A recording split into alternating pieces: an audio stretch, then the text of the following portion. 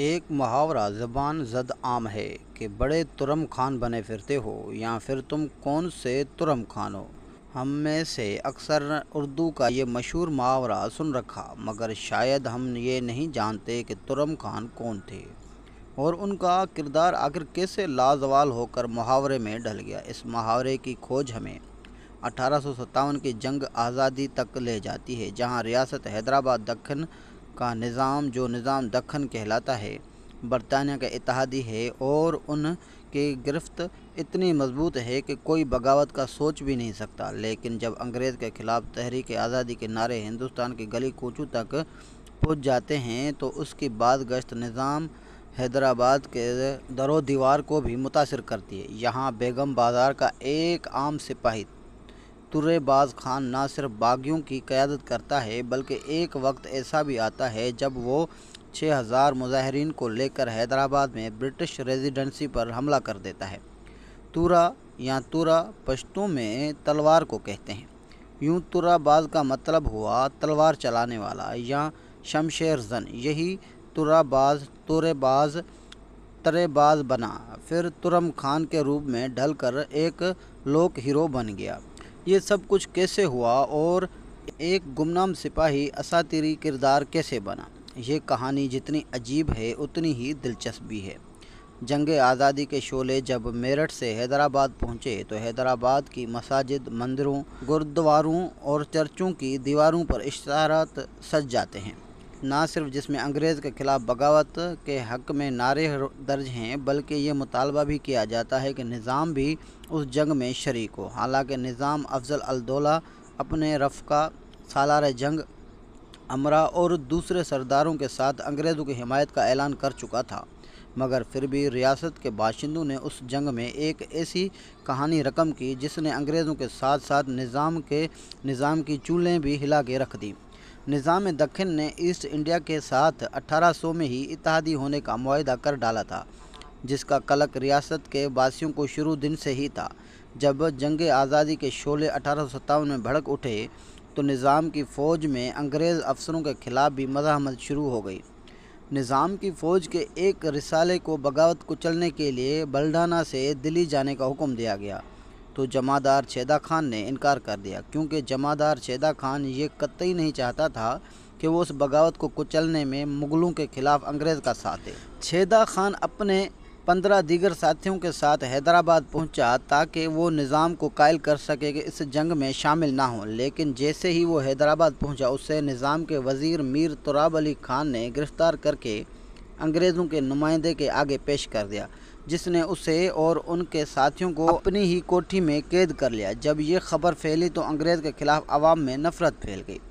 اس موقع پر ترے باز خان نے باغیوں کی قیادت سنبھال کر بیگم بازار میں، جہاں جمعدار چھیدا خان اور اس کے ساتھیوں کو قید کیا گیا تھا، اپنے 5000 ساتھیوں کے ساتھ حلہ بول دیا۔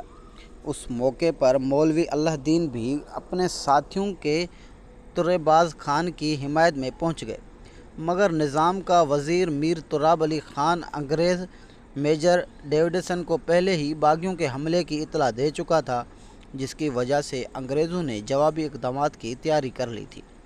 ترے باز خان اور مولوی اللہ دین کے ساتھیوں نے انگریز ریزیڈنسی کی دیوار گرا دی اور دروازے کو توڑتے ہوئے اندر داخل ہو گئے۔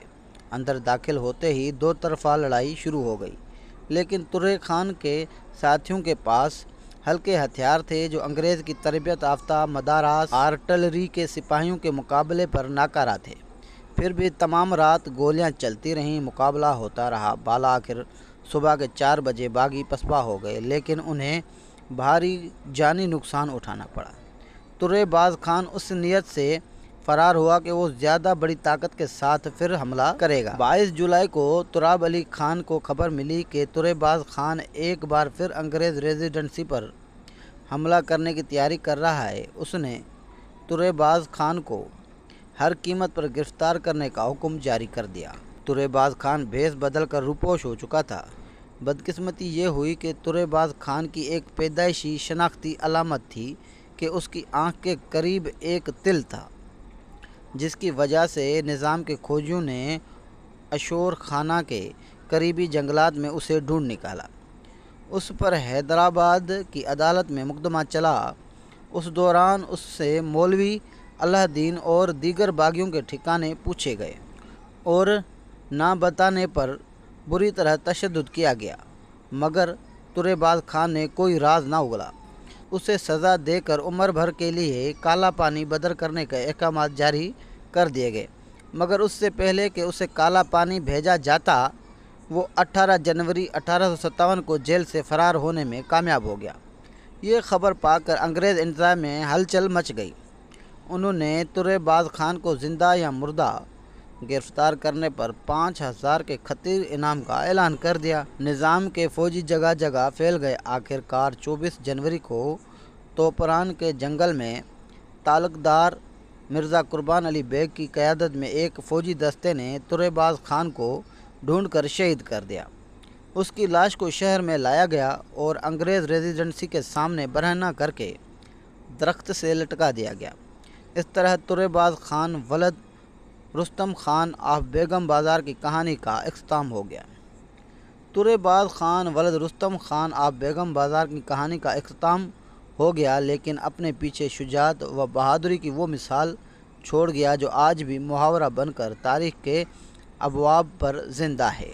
حیدرآباد میں بغاوت کو کچلنے کے بارے میں بمبئی کے انگریز گورنر نے گورنر جنرل کو لکھا کہ اگر نظام کی مدد حاصل نہ ہوتی تو انگریز جنوبی ریاستوں میں شکست کھا جاتا۔ حیدرآباد میں ترے باز خان کی بغاوت کو کچلنے میں 94 فوجی مارے گئے۔ ترے باز خان کو مارنے پر تعلقدار مرزا قربان علی بیگ کو 5000 روپے انعام دیا گیا اور اس کی تنخواہ میں 200 روپے کا اضافہ کیا گیا، جبکہ اسے ترقی دے کر صدر تعلقدار بنا دیا گیا۔ نظام کو اسٹار آف انڈیا کے اعزاز سے نوازا گیا، جبکہ ریاست کے ذمہ دار 50 لاکھ سے زائد کے واجبات معاف کر دیے گئے۔ نظام کو اپنا سکہ جاری کرنے کا اختیار دیا گیا۔ میر تراب علی کو سالار جنگ کے اعزاز سے نوازا گیا۔ آج نہ نظام ہے نہ اس کی ریاست، لیکن ترے باز خان کا نام پہلے ہی ترے خان اور پھر ترم خان بن